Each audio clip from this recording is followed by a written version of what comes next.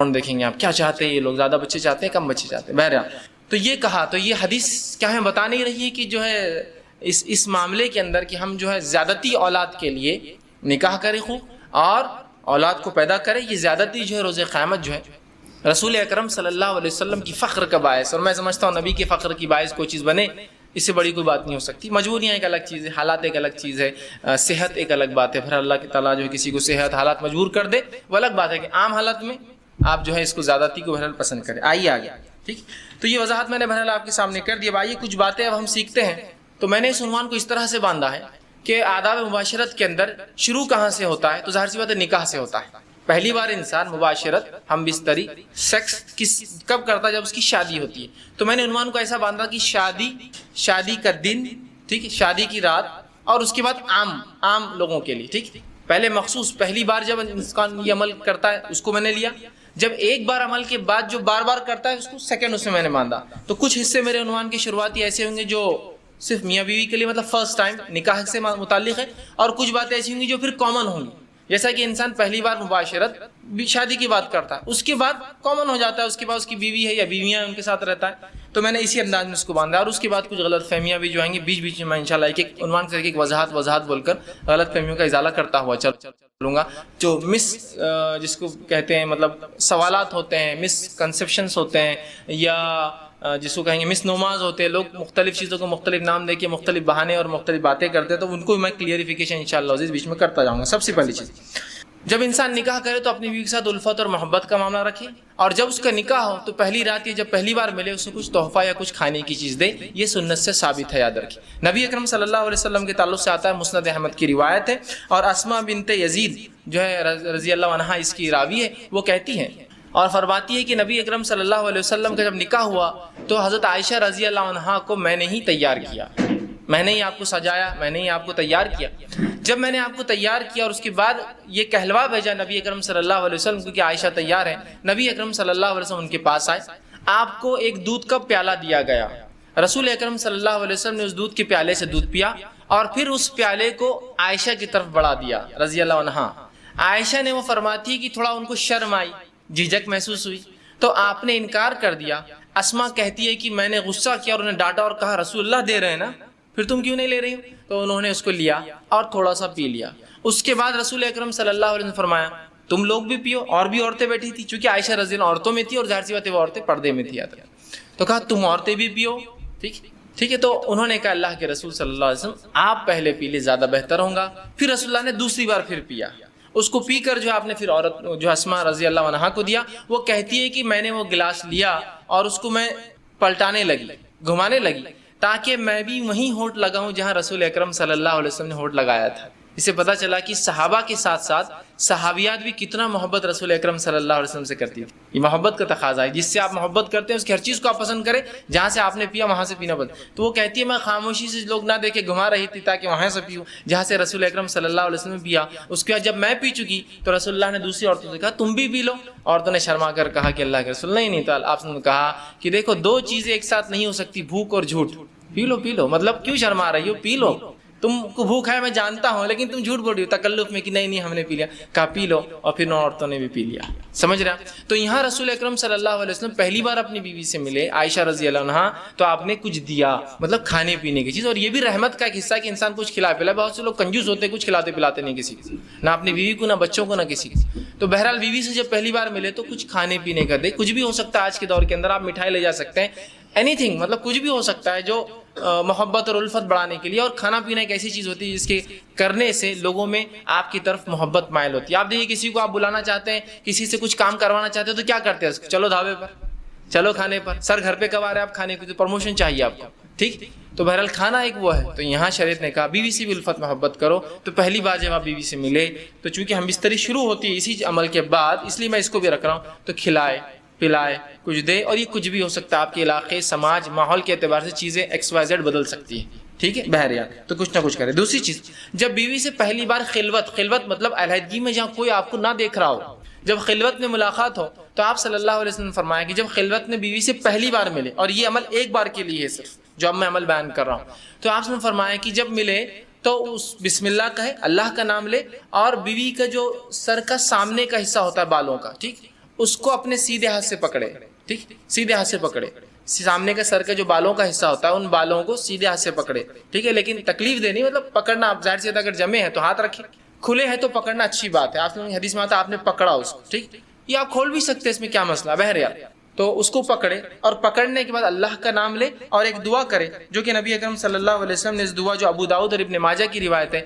یہ دعا کرے، اور یہ دعا صرف ایک بار کرنا ہے آپ کو، جب آپ خلوت میں پہلی بار اپنی بیوی سے ملیں گے، ہم بستری سے پہلے یاد رکھیں، اور یہ دعا کرے اللہم انی اسألک من خیرہا وخیر ما جبلتہا علی، اے اللہ میں تجھ سے اس کے خیر کا سوال کرتا ہوں اور جس خیر پر تو نے اسے پیدا کیا اس خیر کا سوال کرتا ہوں، اور پھر فرمایا علیہ واعوذ بک من شرہا وشر ما جبلتہا علی، اور میں پناہ مانگتا ہوں تجھ سے اس کے شر سے، اور میں پناہ مانگتا ہوں تجھ سے اس کے شر سے اور اس شر سے جس پر تو نے اس کو پیدا کیا ہے، ٹھیک ہے، تو بہرحال یہ ایک بار دعا کرنا ہے آپ کو، دیکھیے دعا کتنی دیکھیے اہم اور کتنی اچھی ہے کہ اللہ میں سوال کرتا ہوں تجھ سے اس کی خیر کا، اس خیر کا جس پہ تو نے اسے پیدا کیا ہے، اور اس خیر کا جسے پیدا کیا، اور تجھ سے پناہ مانگتا ہوں اس کے شر سے اور جس شر پہ تو نے اس کو پیدا کیا ہے، یہ پہلی بار آپ کریں گے۔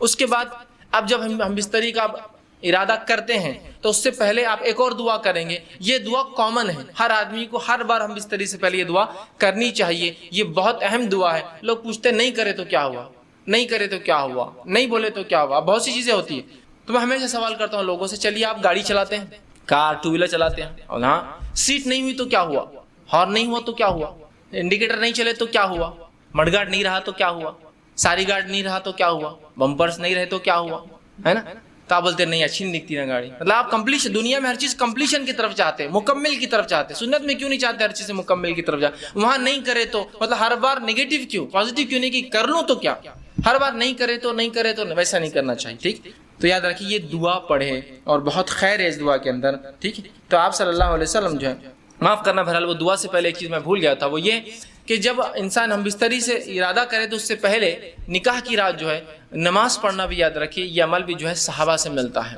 صحابہ سے ملتا ہے، ٹھیک، اس کے تعلق سے ایک روایت آتی ہے کہ میاں بھی اکٹھے نماز پڑھے، ایک جو ہے تابعین فرماتے ہیں ابھی سعد ان کا نام تھا جو کہ غلام تھے، وہ کہتے ہیں میں نے غلامی کی حالت میں نکاح کیا اور اس کے بعد جو ہے ابو ذر غفاری رضی اللہ عنہ، ٹھیک ہے، اس کے بعد وہ کہتے ہیں کہ عبداللہ ابن مسعود اور حذیفہ بن یمان رضی اللہ عنہم کو دعوت دی، یہ صحابہ کو دعوت دی بڑے بڑے، یہ میرے پاس میری دعوت ولیمہ میں جو ہے دعوت میں نے دی نکاح کی، وہ میرے پاس آئے، جب میرے پاس آئے تو انہوں نے مجھ سے کہا کہ دیکھ جب تو اپنے بیوی سے قریب جانے کا ارادہ کر تو اللہ کا نام لے اور یہ دعا کر جو میں نے پہلے بتائی، اس کے بعد کہا کہ پھر تو اس کے ساتھ جو ہے 2 رکعت نماز پڑھ لے، تو آگے کھڑا ہو اور وہ پیچھے، یاد رکھیے مرد اور عورت بازو کھڑے کے نماز نہیں پڑھ، چاہے میاں بیوی کیوں نہ ہو، تو آگے کھڑا رہے وہ پیچھے کھڑی رہے اور تو 2 رکعت نماز پڑھ لے، اور پھر فرمایا اس کے بعد کیا کرنا ہے، تو بہتر جانے اور تیری بیوی بہتر جانے، ٹھیک، مطلب ان کو ایک سے ایجوکیٹ کیا بیٹھے بیٹھے دعوت میں کہ جو ہے تم جو ہے 2 رکعت نماز پڑھو، تو صحابہ سے یہ عمل ملتا ہے، تو کوئی شخص چاہے تو یہ عمل بالکل وہ کر سکتا ہے،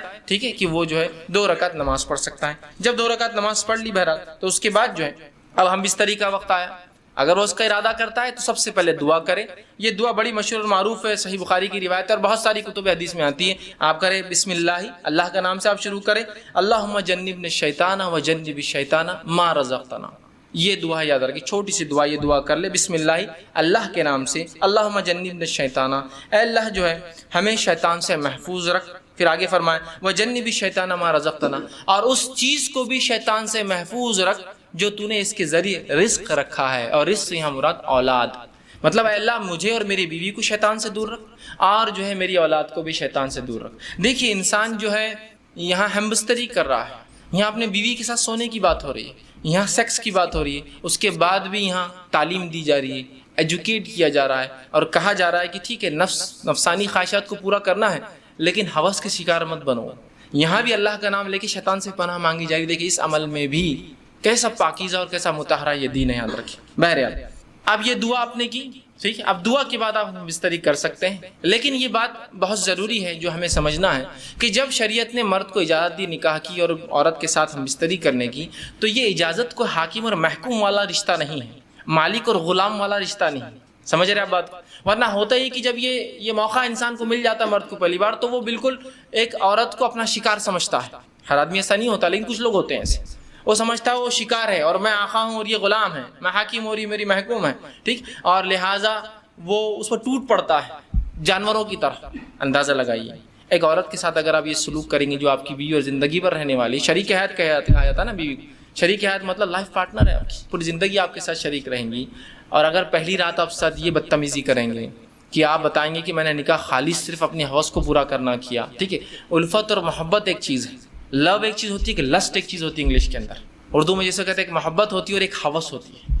تو ہمیں محبت کی اجازت ہے، حوث پوری نہیں کرنا ہے. ہمیں جو لو کی اجازت ہے، ہم کو لسٹ نہیں. ٹھیک ہے، انسان ظاہر سی بات ہے وہی عمل کر رہا ہے جو لسٹ میں ہوتا ہے، لیکن اس میں محبت کے تقاضے کے ساتھ کہ یہ میرے اپوننٹ پارٹنر ہے، میری بیوی ہے، اس کے ساتھ زندگی گزارنا ہے. ٹھیک ہے، تو یہ بات بڑی ہے ہمیں سمجھنا ہمارے لیے. تو انسان جو ہے جب اپنی بیوی سے تعلقات قائم کرے تو اس کو حاکم اور محکوم اور ظالم اور مظلوم والا رشتہ نہ بنا دے، بلکہ اس کو محبت اور الفت والا معاملہ رکھے. اور ہم بستری سے پہلے جو باتیں ہم کو رسول اکرم صلی اللہ علیہ وسلم اور صحابہ کے آثار مطلب صحابہ کے عمل سے پتہ چلتی، وہ یہ ہے کہ یہ لوگ فور پلے کرتے، ہم بستری سے پہلے کچھ بیوی سے کھیلتے. اور ایک روایت میں رسول اللہ صلی اللہ علیہ وسلم کی اس بات کا کھلا اشارہ آپ نے فرمایا جب ایک صحابیہ کہ اللہ کے رسول میں نے ایک عورت سے نکاح کیا لیکن یہ مطلقہ ہے، مطلب اس کی شادی ہو چکی ہے اور یہ جوان تھے صحابی. تو اللہ کے رسول صلی اللہ علیہ وسلم فرمایا کہ تو نے کنواری لڑکی سے کیوں نہیں نکاح کیا تاکہ وہ تجھ سے کھیلتی اور تو اس سے کھیلتا. تو کہا اللہ کے رسول میری مجبوری تھی، میرے والدہ کا انتقال ہو گیا اور میری 3 چھوٹی چھوٹی بہنیں ہیں، اگر میں کوئی کنواری لڑکی لاتا تو وہ میری بہنوں کی دیکھ بھال برابر سے نہیں کر پاتی. جب میں نے ایسی عورت کو لایا نکاح میں جو مطلقہ ہے، اس کو پریویس ایکسپیرینس ہے زندگی کا، وہ زندگی سماج میں گزار چکی ہے، وہ میری بہنوں کی اچھی سے تربیت کر سکتی ہے. اس حدیث سے ایک بات اور پتہ چلی، نکاح میں بہت سارے مقاصد انسان رکھ سکتا ہے نکاح کے لیے. تو ایک مقصد یہ بھی تھا ان کا کہ محبت کے ساتھ ساتھ بچیوں کے لیے کچھ، میری بہنوں کے لیے کچھ ایسی عورت آ جائے جو میری ان کی بھابھی ہو لیکن ایک ماں جیسا ہو. تو ظاہر سی بات ہے ایک کنواری لڑکی یہ سب نہیں کر سکتی تھی. ٹھیک ہے، لیکن اس حدیث میں رسول اللہ نے جو فرمایا تو اس کے ساتھ کھیل اور وہ تیرے ساتھ کھیلے. تو یہ محبت جو ہے یہ ہم بستری سے پہلے انسان فور پلے کرے، کھیلے اس سے، مطلب اس کو راضی کرے اور منوائے اس عمل کے لیے. اس لیے کہ ہیومن بینگ جو انسان ہوتے ہیں وہ میکینیکل عمل نہیں کر سکتے. میکینیکل سمجھتے مشینیں ہوتی، مشینوں کا معاملہ ہوتا ہے کہ آپ نے جب بٹن دباؤ میکینیکلی شروع ہو جاتی ہے. لیکن انسان جو ہوتے ہیں ویسے میکینیکل نہیں ہوتے، ان کو ذہنی تیار ہونا پڑتا ہے، پھر جسمانی فزیکل ریڈی ہونا پڑتا ہے، اس کے بعد انسان کچھ اعمال کر سکتا ہے. جیسے آپ کو کس سے ڈیل کرنا ہے کوئی انسان سے، تو بہت ساری باتیں ہوں گی، ملاقاتیں ہوں گی، ٹھیک ہے، اس کے بعد کوئی ڈیلنگ فائنل تک پہنچیں گے. سیم ویسی ہوتا ہے. تو اس بات کو ذہن میں رکھیں اور بالخصوص پہلی رات میں تو آپ خاص طور سے اس کو یہ نہ کریں کہ ٹوٹ پڑنے کا معاملہ کرے، بلکہ سنت کو لحاظ رکھتے ہوئے، شریعت کا لحاظ رکھتے ہوئے، انسانی ذہنیتوں کا لحاظ رکھتے ہوئے، سامنے والے فریق کی آپ کی بیوی کی عمر کا لحاظ بھی رکھ سکتے ہیں. ہو سکتا ہے کوئی انسان 40 سال کا اور نکاح 20 سال سے کیا ہو، جائز ہے بالکل. تو اب یہاں سمجھنا پڑے گا اس کی عمر کا تقاضا کم ہے، تو ظاہر سی بات ہے سمجھ رہے ہیں آپ بات کو. یہ تمام چیزیں آپ جو ہے ذہن میں انسان رکھیں. تو فور پلے جس کو ہم کہتے ہیں کہ ہم بستری سے پہلے کچھ ایسی چیزیں جس سے انسان اس عمل کی طرف راغب ہو جو عمل اس کو اب کرنا ہے، جو کہ اللہ نے اس کے اوپر جائز قرار دیا اور وہ مباح ہے اس کے لیے کرنا، حلال ہے اس کے لیے کرنا، جس سے اپنے آپ کو تسکین دے سکتا ہے، سکون حاصل اور اطمینان حاصل کر سکتا ہے. سمجھ رہے آپ بات کو. تو فور پلے کی بڑی اہمیت ہے. اس کے اندر مختلف چیزیں ہو سکتی ہیں، انشاءاللہ آگے آئیں گا تو اس میں کچھ نہ کچھ پوائنٹس اس کے ڈسکس کرتا جاؤں گا. ٹھیک، تو فور پلے ہوگا اس سے پہلے کہ انسان تیار کرے اپنے فریق کو. دوسری چیز یہ کہ دونوں کا اس عمل کے لیے راضی ہونا ضروری ہے. ہم بستری کے لیے دونوں کا اس عمل کے لیے راضی ہونا ضروری، یاد رکھیے، اس لیے کہ یہ کوئی ون سائڈ معاملہ نہیں ہے. اور مرد کے راضی ہونا یہ بالکل واضح ہوتا ہے، لیکن عورت راضی ہے نہیں راضی ہے یہ واضح نہیں ہوتا ہے. مرد اس عمل کے لیے راضی ہے، وہ ظاہر ہے، اس کی جسمانی کیفیت اور اس کا جسمانی کیفیت اس کی اشارہ کر دیتی ہے کہ مرد تو راضی ہے اس عمل کے لیے، لیکن ظاہر سی بات ہے عورت کے اندر ایسی کوئی چیز نہیں ہے جس سے پتہ چل سکے کہ اس عمل کے لیے وہ راضی ہے. بات سمجھ رہے ہیں آپ میری؟ ٹھیک، تو ظاہر سی بات ہے دونوں کی رضامندی ضروری ہے. تو مرد راضی ہے عورت سمجھ سکتی ہے، لیکن عورت راضی ہے مرد سمجھ نہیں سکتا ہے اس کے ظاہر سی بات ہے جسمانی اعتبار سے. تو اس کو اس معاملے میں تیار کرنا ہوگا، اس کو اس معاملے میں پوچھ سکتے ہیں آپ، اس کو اس معاملے میں اس کی بھی حامی لے سکتے ہیں آپ. اور حامی اس کا ہاں ہر بار زبان سے بولنا نہیں ہے، کچھ باتیں آپ سمجھ سکتے ہیں جس کا ہاں ہوتی ہے، سمجھے نا، انسان کی آنکھوں کے اشارے، جسمانی ہوا جس سے انسان سمجھ سکتا ہے کہ اس کا معنی ہاں ہے. اس معاملے میں خواتین سے میری بالخصوص درخواست یا نصیحت جو ہوگی وہ یہ ہے کہ بہت ساری عورتیں، مرد تو راضی ہے اس عمل کے لیے، پہلے دن کی بات، جب ہم عام بات کر رہے ہیں تو یہ بات یاد رکھیے، اور یہ ہمیشہ کے لیے عام اعتبار سے بھی اور اس دن کے لیے بھی خاص بھی، نکاح کے رات بھی اور اس کے بعد بھی، کہ عورتیں جو ہے اپنی رضامندی کا بھی اپنے شوہر سے اظہار کرے. اگر وہ یہ نہیں کرتی تو بہت ساری طلاق کی صرف یہ وجہ بنتی، یاد رکھیں، کہ وہ کہتا ہے کہ میری بیوی میں سے کبھی راضی نہیں، آج تک اس نے ایک بار بھی مجھ سے جو ہے محبت کی بات نہیں کہی یا محبت کے لیے خود راضی نہیں ہوئی. تو عورتوں کو بھی اس معاملے میں آگے حصہ لینا پڑے گا بڑھ کر، چونکہ یہ ایک ایسی چیز ہے اس میں صرف مرد شامل نہیں ہے. اگر عورت اپنا حصہ نہیں رکھیں گی تو مرد کے لیے، میں معاف کرنا الفاظ اگر میرے سخت لگ رہے ہو تو، لیکن سمجھیے اس بات کو، مرد کے لیے صرف آپ ایک کھلونا ہو جائیں گے، اس کے علاوہ آپ کی کوئی حیثیت نہیں باقی رہیں گی. حضرت رسول اللہ کیا فرما رہے ہیں کہ تو اس کنواری سے نکاح کرتا تو وہ تجھ سے کھیلے اور تو اس سے کھیلے. دیکھیے الفاظ غور کیجیے حدیث کی، دونوں کے لیے کہا، یہ نہیں کہا کہ تو اس سے کھیلے، وہ تجھ سے کھیلے اور تو اس سے کھیلے. تو یہاں رسول اللہ صلی اللہ علیہ وسلم اشارہ کر رہے ہیں کہ اگر کنواری ہوتی تو وہ تجھ سے کھیلتی، مطلب وہ ایک پارٹ بنتی اس گیم کا، وہ اس کھیل کے اندر تیری حصے دار بنتی، شریک بنتی. تو یہ باتیں، یہ بیاہی، اب دیکھیے بہت سی بار میں سمجھتا ہوں شوہر کے ساتھ کمرے میں رہ کے بھی آپ بیاہی کا سوچیں گے تو میں سمجھتا ہوں اب کوئی تقاضے باقی نہیں رہے. یہاں بیاہی اور حیا کچھ نہیں ہے، اب آپ کا شوہر ہے وہ، یہ آپ کو سمجھنا پڑے گا. ٹھیک ہے، تو یہاں عورتیں اپنی رضامندی کا اظہار کریں، جو مختلف طریقوں سے وہ کر سکتی ہے، یاد رکھیے مختلف طریقوں سے کر سکتی. جب یہ عورتیں اس میں لیک کر جاتی ہیں، کمزور پڑ جاتی ہیں، تو مرد کو ایسی عورتیں پسند آ جاتی ہیں جو اس طرف اشارے کرتی ہیں اور مائل کرتی ہیں. جو بری عورتیں ہوتی ہیں، جو فحاشائیں ہوتی ہیں، وہ اپنی رضامندی کا کنٹینیوس اظہار کرتے رہتی ہیں. تو جب عورتیں ہیں جن کے لیے جائز اپنے شوہر سے جو کام کرنا، تو کیوں نہیں وہ اپنے اظہار کرتی، کیوں نہیں بتا رہی ہے؟ چونکہ مرد ترازی ہے، تیار ہے، اس کے جسمانی کیفیت سے پتہ چل جاتا ہے. عورت کو کیسے پتہ چلیں گے؟ اب تک کہ آپ نہیں بتائیں گے. اور اس میں کوئی حیا اور بیاہی کا تقاضا نہیں. یاد رکھیے آپ کی محبت اور الفت ہے، اور اس کو کہیں گے محبت کی سب سے اونچائی، یاد رکھیے جو میاں اور بیوی کے بیچ میں ہوتی ہے. تو آپ بھی اپنی رضامندی کا ضرور جو اپنے شوہر سے اظہار کریں. ٹھیک ہے، ورنہ اکثر طلاقوں کی وجہ یہ بنتی ہے کہ بیوی، شوہر کا دعویٰ ہے کہ بیوی نے آج تک فلاں نہیں کیا، اور پھر وہ الزام لگاتا ہے اس کا سیکس کمزور ہے یا اس کی قوت باہ اس میں نہیں ہے، اور فلاں نہیں ہے اور فلاں نہیں ہے. تو وہ سب طرف کیوں جا رہے ہیں؟ شریعت نے آپ کو بتا دیا، رسول اللہ صلی اللہ علیہ وسلم کہہ رہے ہیں. اور ظاہر سی بات ہے ہر چیز کھول کر بیان کرنا ضروری نہیں، کیا اتنا کافی نہیں تو اس سے کھیلے اور وہ تو اس سے کھیلے، اتنا کافی نہیں ہے ہمارے لیے سمجھنا؟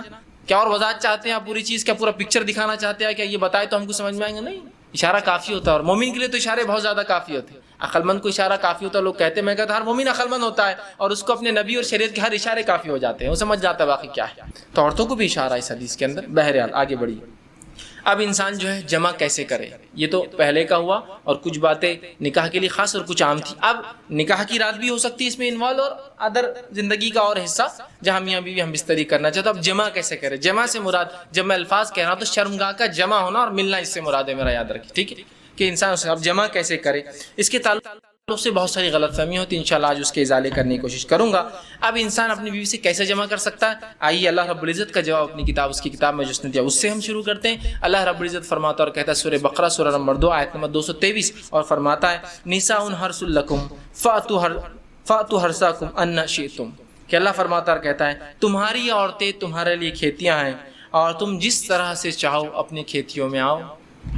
تمہاری عورتیں تمہارے لیے کھیتیاں ہیں، جیسا ایک کسان اپنے کھیت میں بیج ڈالتا ہے تاکہ اس سے فصلیں نکلے، تو تمہاری بیویاں تمہاری اولادوں کی پیدا ہونے کی وجہ ہے نا، اس کے بغیر کیسا ہوں؟ تو تم جو ہے اللہ رب العزت فرما رہا ہے کہ تم جو ہے پھر جہاں سے چاہو وہاں سے اپنے بیویوں میں داخل ہو. ٹھیک، اب اس کے تعلق سے کیا واقعہ آتا ہے اس کے شان نزول میں رکھ دیتا ہوں، تو وہ پہلی بات بالکل انشاءاللہ جو آیت ہے وہ واضح ہو جائیں گی، کلیئر ہو جائیں گے. آئیے، جو ہے صحیح بخاری کی روایت ہے، جابر رضی اللہ عنہ فرماتے اور کہتے ہیں یہودی جو ہے یہ بات کہا کرتے تھے کہ آدمی اگر اپنے بیوی سے شرمگاہ میں اگلے حصے میں جہاں سے اولاد پیدا ہوتی ہے، ٹھیک ہے، وہاں اگر ہم بستری پیچھے سے کھڑے رہ کر کرے، پیچھے ہو کر کرے بیوی کے، سمجھ رہے آپ بات کو، کہ اپنے بیوی سے صحیح جگہ مطلب شرمگاہ کا اگلا حصہ اس میں ہم بستری کرتا ہے جہاں سے اولاد پیدا ہوتی ہے، لیکن پیچھے سے کھڑے رہ کر کرتا ہے، تو اس سے اولاد بھینگی پیدا ہوتی ہے، مطلب آنکھیں اس کی سکوئن جس کو کہتے ہیں، مطلب آنکھ ڈھلتی ہوئی یا دونوں آنکھ ڈھلتی ہوئی ہوتی ہے، بھانگا جس کو عام زبان میں کہتے ہیں. ٹھیک ہے، بھینگا جس کو بولتے ہیں، تو ویسا پیدا ہوتا ہے. جب یہ بات صحابہ تک پہنچی تو صحابہ نے رسول اللہ سوال کیا، اللہ کے رسول، یہودی کہتے ہیں کہ ایسا اگر کرنے سے بچہ بھینگا پیدا ہوتا ہے، سکوئنٹ ہوتی ہے اس کی آنکھیں، ڈھلتی ہوئی ہوتی ہے، خراب ہوتی ہے، دونوں بیچ میں آ جاتی ہے. تو آپ صلی اللہ علیہ وسلم نے اس کے جواب میں اللہ رب العزت نے یہ آیت نازل کی. جب یہ آیت نازل ہوئی تو آپ نے فرمایا اور کہا آگے سے یا پیچھے سے مگر مقام پیدائش میں. آپ نے کیا کہا؟ آگے سے یا پیچھے سے لیکن مقام پیدائش میں. سمجھ رہے آپ؟ مطلب جہاں سے اولاد پیدا ہوتی ہے وہیں انسان کر سکتا ہے، اس کے علاوہ کرنا حرام ہے. انشاءاللہ اس کی تفصیلات آگے رکھوں گا کیا حرام ہے اس معاملے میں. ٹھیک ہے، تو چاہے انسان آگے سے ہو پیچھے سے ہو لیکن مقام پیدائش میں. آئیے دوسری روایت. عبداللہ ابن عباس رضی اللہ عنہ فرماتے ہیں، یہ ابو داؤد کی روایت، آپ نے فرمایا تھوڑی طویل روایت ہے لیکن بہت ساری باتیں علم کی اس میں آ رہی ہے اس روایت کے اندر، بالخصوص اس مسئلے کے تعلق سے۔ وہ کہتے ہیں مدینہ میں انصار جو ہے یہودیوں کی اتباع کرتے تھے، چونکہ انصار تو مشرک تھے، ان کے پاس کوئی عقیدہ نہیں تھا، یہ تو لیکن اہل کتاب کو یہ بڑا اونچا سمجھتے چونکہ وہ کتاب کے حامل لوگ تھے، تو ہر چیز میں وہ یہودیوں کو فالو کرتے، حتیٰ کہ یہودی اپنے بیویوں کو چت لٹاتے، مطلب چہرہ اوپر اور عورت لیٹی ہے اور اس کے بعد ہم بستری کرتے، تاکہ اس سے کیا ہوتا ہے، سطر کے لیے بھی اچھا ہے، انسان جب مرد لیٹ جاتا ہے عورت پہ تو پوری ڈھک بھی جاتی ہے، تو طہارت کے لیے بھی اچھا ہوتا ہے اور سطر پوشی کے لیے بھی، خامہ کا زیادہ سطر کھلتا نہیں ہے، اچھا ہوتا ہے۔ تو یہودی صرف اس پوزیشن کو، اس طریقے کو حلال مانتے تھے، چونکہ انصار رسول اللہ صلی اللہ علیہ وسلم کے آنے سے پہلے، اسلام سے پہلے ان کو دیکھتے تھے، ان کو فالو کرتے تھے، اس معاملے میں بھی یہودیوں کو فالو کرتے تھے کہ نہیں یہودی بول رہے تو یہ اہل کتاب ہے، ان کے پاس ایک دین دھرم تھا جو اللہ کی طرف سے آتا، لہٰذا ان کو فالو کرنا چاہیے، تو اس معاملے میں ان کی بھی اتباع کرتے تھے۔ عبداللہ ابن عباس رضی اللہ عنہ فرماتے ہیں لیکن ہم جو مہاجر تھے، ہم مکے والے لوگ، مکے کے جو لوگ تھے، وہ مختلف قسم سے اپنے بیویوں سے تعلقات قائم کرتے، آگے سے پیچھے سے لٹا کر، ہاتھوں پہ ان کو کھڑے کر کے، مختلف چیزوں سے، اور جنس کی جو ہے ہم بستری کی لذتیں اٹھایا کرتے تھے۔ لیکن جب مہاجر مدینہ پہنچے اور انصاریوں سے نکاح شروع کیا، اور جب ایک مہاجر نے ایک انصاری عورت سے نکاح کیا، اور نکاح کرنے کے بعد جیسا ان کا طریقہ تھا کہ وہ مختلف انداز سے، مختلف طریقوں سے صحیح جگہ میں بستری کرتے، مطلب شرمگاہ میں، اگلے حصے میں کرتے، جب اس نے ڈیمانڈ کیا اس شخص نے، تو اس انصاریہ نے کہا ہم تو صرف ایک طریقہ اپناتے، اس عورت نے، وہ بھی صحابیہ تھی، وہ ہے چت لیٹنا اور تم اوپر سے رہو۔ اس نے کہا ایسا کیوں؟ ہم تو مختلف چیزیں کرتے ہیں، جس کو عام زبان میں بہرحال آسن کہتے ہیں، لوگ بہرحال سمجھتے ہیں آسن کہتے ہیں، اس کو شاید سنسکرت کا لفظ ہے، یہ ہندی کا لفظ ہے، بہرحال تو ہم تو مختلف کرتے ہیں۔ تو انہوں نے کہا نہیں میں تو یہ کرنے نہیں دوں گی، جھگڑا بڑھ گیا، اس نے کہا میں تو ایسے ہی کروں گا، اس نے کہا ہمارے پاس یہ طریقہ نہیں، اور بات رسول اکرم صلی اللہ علیہ وسلم پہنچ گئی، اور پھر یہ آیت نازل ہو گئی، تمہاری بیویاں تمہاری کھیتی ہے، تم جہاں سے چاہو، مطلب جو مہاجر کر رہے تھے صحیح کر رہے تھے، مختلف پوزیشنز ہو سکتے ہیں لیکن اگلے حصے میں صرف پیدائش کے حصے میں انسان کر سکتا ہے۔ تو یہ روایت میں بہرحال بہت ساری باتیں آ گئی اور بہت ساری باتوں کا جواز ہمیں مل گیا ہے۔ آگے آئیے، اب اس معاملے میں جو ہے انسان جمع جو کرے، ہم بستری کرے تو لیٹ کر سکتا ہے، لیٹنے میں جتنی پوزیشنز ہو سکتی ہے وہ استعمال کر سکتا ہے، شرط ایک ہی ہے وہاں انسان اپنی شرمگاہ کو داخل کرے، عورت کی شرمگاہ میں جہاں سے اولاد پیدا ہوتی ہے، ٹھیک ہے، وہی ایک جگہ ہے۔ دوسرا بیٹھ کر سکتا ہے، جتنی پوزیشنز ہو سکتی ہے اس کے لیے، شریعت نے اس سے کوئی ممانعت کا اظہار نہیں کیا، لیکن سب سے بہترین پوزیشن اولاد کی پیدائش میں اور اس میں سازگار ہونے میں وہی ہے جو عورت کو لٹا کر کرے، اس لیے کہ اس میں سیدھا مرد کی شرمگاہ اوپر سے ہوتی ہے اور اولاد کی پیدائش کے چانسز زیادہ ہوتے ہیں اس معاملے میں، بہرحال ٹھیک۔ اس کے بعد بیٹھ کر جتنے طریقے ہو سکتے ہیں، جتنی پوزیشنز ہو سکتی ہے، جس میں میں جو بتا رہا ہوں بات آپ سمجھ رہے ہیں کہ شرمگاہ مرد کی عورت سے ملے اور سامنے کے حصے میں آپ کے لیے جائز ہے۔ اسی طرح کھڑے رہ کر جو کچھ ہو سکتا ہے، اس میں کوئی ممانعت نہیں ہے، کراہت ہو سکتی ہے، ناپسندیدگی ہو سکتی ہے، لیکن ممانعت کسی میں بھی نہیں، حرمت کسی میں بھی نہیں، بیٹھ کر، لیٹ کر، کھڑے رہ کر کچھ بھی ہو سکتا ہے۔ ابھی بات کا ازالہ میں کر دوں، بہت سے لوگوں نے عجیب باتیں لکھ دی، اللہ ان پر رحم کرے، جس کی وجہ سے امت کو خواہ ایسی مشکلات اور تکلیفوں میں ڈالا جو شریعت نے نہیں دی، کہ کھڑے رہ کر کرے تو اولاد لنگڑی پیدا ہوتی ہے، بیٹھ کر کرے تو اولاد فلاں پیدا ہوتی ہے، پیچھے سے کرے۔ آج بھی میں کہہ رہا ہوں کہ اگر کوئی لڑکا بہنگا آ جاتا ہے جس کی آنکھیں اسکوئنٹ ہو، اس کی آنکھیں برابر نہ ہو، تو عورتیں ایک دوسرے کو دھکا دے کے ہستی مجلس ان کے ماں باپ نے کیا کرے تھے، دیکھو بچہ، آج بھی میں کہہ رہا ہوں کیسی عجیب بات ہے، شریعت کلیریفیکیشن دے رہی ہے، قرآنی آیتیں نازل ہو رہی ہے، اس کے بعد بھی کہ ہماری اب عقلوں کا کیا بھائی، علم کی کمی ہی یہ سب چیزوں کی وجہ ہے۔ لا علمی جو نقصان پہنچاتی ہے نا، وہ کوئی چیز، کوئی ہتھیار، کوئی دشمن آپ کو جو نقصان نہیں پہنچائیں گے نا، آپ کی اور ہماری لا علمی اسلام کے تعلق سے نقصان پہنچاتی ہے۔ بہرحال تو کوئی بھی پوزیشن اختیار کر سکتی، کوئی ممانعت کسی بھی پوزیشن کی ثابت نہیں ہے، ٹھیک۔ اسی طرح سیکنڈ چیز، ہم بستری کے اندر بیوی کو چومنا اور بوسہ لینا جسم کے ہر حصے کو جائز ہے، تمام اعضاء کو چومنا یا بوسہ لینا آپ کے لیے جائز ہے۔ اس کے مختلف طریقے ہو سکتے، وہ تمام جائز ہے۔ بوسہ لینے کے مختلف طریقے ہو سکتے، پورے جائز ہے، انسان جو ہے مختلف سر پہ لیتا ہے، پیشانی پہ لیتا ہے، گال پہ لیتا ہے، ہونٹ پر لے سکتا ہے، تمام جائز ہے۔ اس کے علاوہ جسم پر لے سکتا ہے، جائز ہے، تمام جسم پہ بوسہ لینا اور چومنا جائز ہے، انکلوڈنگ ایوری تھنگ میں کہہ رہا ہوں، ٹھیک۔ اس کے بعد دوسری جو غلط فہمی ہوتی ہے، لوگ سوال کرتے ہیں، وہ یہ ہے کیا میاں بیوی ایک دوسرے کے جسم کو تمام حصوں کو ہاتھ لگا سکتے ہیں؟ تو ہاں، میاں اور بیوی اپنے جسم کے تمام حصوں کو ہاتھ لگا سکتے ہیں، انکلوڈنگ ملا کر اپنی شرمگاہ کا اگلا اور پچھلا حصہ، ہاتھ لگانے میں اجازت ہے۔ اسی طرح میاں اور بیوی اپنے جسم کے تمام حصوں کو دیکھ سکتے ہیں، انکلوڈنگ اگلا اور پچھلا حصہ شرمگاہ کا۔ کوئی نہ دیکھنا چاہے اس کا اپنا مسئلہ ہے، اس کی اپنی طہارت میں اس کا اعلیٰ مقام ہے، لیکن اس کی کوئی حرمت اور کراہت ثابت نہیں ہے، یاد رکھیے۔ اس لیے کہ آپ سے سوال ہو اللہ کے رسول ہم اپنے بیویوں کا کیا دیکھیں اور کیا نہ دیکھیں، تو کہا تم اپنے بیویوں کا سب کچھ دیکھ، اپنے بیویوں کا جو چاہو سب کچھ تم دیکھ سکتے۔ تو حدیث نے کھلی آپ کو اجازت دے رکھی ہے، چھونے کے معاملے میں تمام اعضاء اور دیکھنے کے معاملے میں تمام اعضاء۔ یہ بات اس لیے کہہ رہا ہوں کہ بہت سے لوگوں نے پتہ نہیں ایسی باتیں کہہ دی، اللہ رحم کرے کہاں سے لایا مجھے نہیں پتا، کہ اگر بیوی کی شرمگاہ دیکھی تو اولاد بگڑی بھی پیدا ہوتی ہے۔ ارے اللہ، تو کیسے ریسٹرکشنز ہم دے رہے ہیں جو ریسٹرکشن شریعت کے نہیں ہیں؟ کیسے، مطلب سوچیے نا آپ، کیسی عقل کام نہیں کرتی کہ ایسے کیسے ریسٹرکشن ہو سکتے، ٹھیک؟ تو لہٰذا اس بات کے تعلق سے لوگ بہت سوال کرتے ہیں، میں نے اسے کلیریفیکیشن پورا بہرحال سوال کے تعلق دے دیا۔ دونوں ہی چیز یاد رکھیے، چھونے کے معاملے میں اور دیکھنے کے معاملے میں میاں اور بیوی کمپلیٹ رائٹ ہے، کمپلیٹ حق ہے، وہ جو چاہے اس معاملے میں کر سکتے ہیں، یاد رکھیے، ٹھیک؟ اب آئیے اس معاملے میں ہم بستری میں منائی کس چیز سے ہے وہ بھی دیکھ لیں، اور افضل کب اور کہاں اور کیسے ہے، ٹھیک، وہ بھی ایک دیکھ لیتے ہیں۔ آئیے آگے بڑھیے۔ تو اس معاملے ہم بستری میں دبر پیچھے سے، مطلب شرمگاہ کے پچھلے حصے میں عورت کے داخل ہونا حرام ہے، جس کو عام زبان میں کہیں گے پیخانے کی جگہ، ٹھیک؟ عورتوں کے جو شرمگاہ ہوتی ہے وہ مردوں کے مقابلے میں مختلف ہوتی ہے اس معاملے میں کہ مرد کی شرمگاہ کا ایک ہی حصے سے پیشاب بھی نکلتا ہے اور منی بھی نکلتا ہے، لیکن عورتیں مختلف، تو عورتوں کے پیشاب کی جگہ الگ ہوتی ہے اور شرمگاہ الگ، جہاں اولاد پیدا ہوتی ہے وہ جگہ الگ ہوتی ہے، اور پیخانے کی جگہ الگ ہوتی ہے۔ تو مردوں میں 2 ہی حصے ہیں جہاں سے نکلتا، عورتوں میں 3 ہوتے ہیں۔ تو یاد رکھیے مرد کے لیے عورت کی جو ہے شرمگاہ کے علاوہ کوئی بھی عمل کرنا درست نہیں، اور بالخصوص دبر کی تو حرمت شریعت نے اتنی سخت ثابت کی۔ مسند احمد کی روایت ہے، جو ہے ام سلمہ رضی اللہ عنہ فرماتی ہیں، جب مہاجرین انصار کے پاس مدینہ آئے تو ان کی عورتوں سے جو ہے شادیاں رچائی۔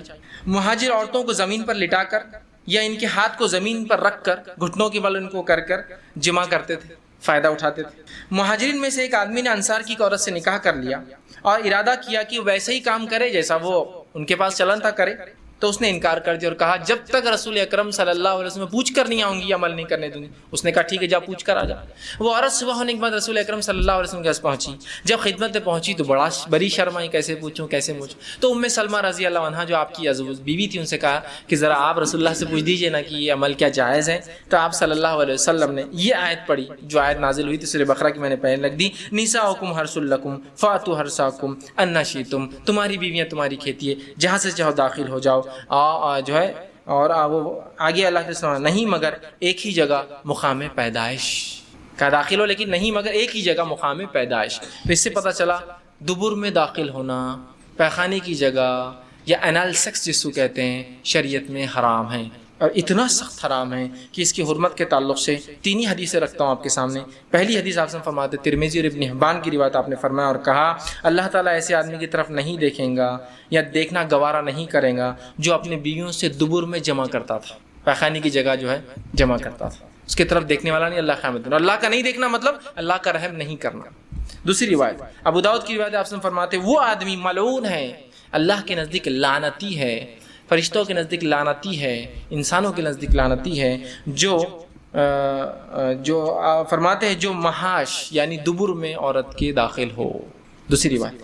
تیسری روایت بہت سخت ہے، آپ سے فرماتے ہیں، نسائی کی روایت آپ نے فرمایا جس آدمی نے حائضہ عورت سے ہم بستری کی، جس آدمی نے اپنے بیوی سے دبر میں دخل کیا، اور جس آدمی نے یا عورت نے جو ہے کسی کاہن کے پاس جایا، نجومی کے پاس گیا اور اس کی بات کی تصدیق کی، ہاں یہ تو صحیح کہہ رہا ہے، اس نے اس چیز کا انکار کیا جو محمد پر نازل ہوئی ہے، مطلب وہ شریعت کا منکر ہے، وہ کافر ہے۔ اب لا علمی میں سمجھتا ہوں کتنے لوگ یہ گناہ کر چکے ہیں اپنی زندگی میں، لوگوں کو لگتا ہے یہ تو کوئی بات ہی نہیں، روٹین آف لائف ہے، ٹھیک؟ لا علمی کتنی خطرناک ہو سکتی، سمجھ رہے آپ کہ اس نے اس چیز کا انکار کیا جو محمد پر نازل ہوئی، وہ منکر شریعت ہے، وہ اسلام کا منکر آدمی ہے جو دبر میں داخل ہوتا ہے۔ ہم کو معمولی لگتا ہے، شریعت کے نزدیک بہت سنگین جرم ہے، تو علم بہت ضروری ہے ہر معاملے میں، بہرحال ٹھیک۔ تو یہ تینوں روایت بہرحال اس چیز کی وضاحت کر رہی تھی کہ تحریم دبر ہے۔ اب آئیے کچھ باتیں وضاحت کے طور پہ جو سوالات مجھ سے کیے گئے تھے، بیچ میں رکھتا ہوا چل رہا ہوں، میں نے کہا تھا ہر بار میں وضاحت کرتے رہوں گا، پوائنٹس ایڈ کرتے رہوں گا۔ پہلی چیز تو یہ کہ ایک سوال جو بار بار آتا ہے وہ یہ جو مجھ سے بہت سے لوگ کرتے ہیں، نکاح سے پہلے اکثر مجھے ای میل آتے ہیں، فون کالس آتے ہیں